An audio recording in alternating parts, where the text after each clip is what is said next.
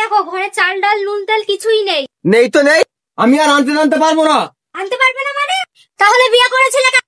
এই শোনো, চাল তেল নুন 1 সপ্তাহ আগেই এনে দিয়েছি, এর মধ্যেই শেষ হয়ে গেল। তার মানে তুমি কি বলতে চাচ্ছো আমি বাবার বাড়ি পাঠাচ্ছি? তোমার সঙ্গে থাকাই যায় না।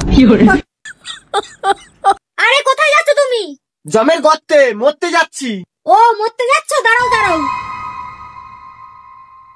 এ নাও ব্যাগটা নাও। আরে আমি মরতে যাচ্ছি, ব্যাগ নিয়ে কি করব? মরতে গিয়ে যদি তোমার মত পাল্টায় তাহলে 1 কেজি চাল আর 2 কেজি আলু নিয়ে এসো। আর দুধ এনে, এতে 50,000 টাকা আছে, যত পারিস খা আর গিলে মর। কি গো আবার কোথায় যাচ্ছ? আরে বললাম তো আমি মরতে যাচ্ছি। যাচ্ছ যাও, আমার মনের আশাটা পূরণ করে দিয়ে যাও। বল মা বল, তোর আর কি চাই? আমি আর 2 বাচ্চার মা হতে চাই। ওকে, আমি মরে গেলে তুই অন্য কাউকে বিয়ে করে 2 বাচ্চার মা হয়ে যাস। না স্বামী, আমি তোমার বাচ্চারই মা হতে চাই। ঠিক আছে চল, তোকে বাচ্চা দিচ্ছি। আর अभी मजा आएगा ना भिड़ो। তাহলে তুমি বাচ্চার মা হয়ে গেলে ঠিক আছে, আমি তাহলে মরে যাচ্ছি। স্বামী তুমি মরে গেলে আমার বাচ্চাদেরকে মানুষ করবে কে?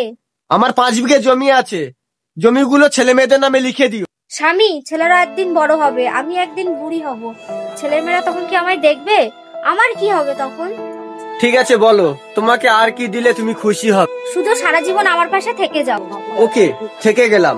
প্লিজ ঝগড়া করাটা বন্ধ করো। স্বামী সংসার মানে ভালোবাসা আর ঝগড়ার মিশ্রণ, এত মাইন্ড করলে চলবে? এসো বাড়ি এসো। জল, চিনি, লেবু প্রত্যেকটা আলাদা জিনিস, কিন্তু এই 3টে জিনিস যখন একত্রে মিলিত হয় তখন শরবত তৈরি হয়।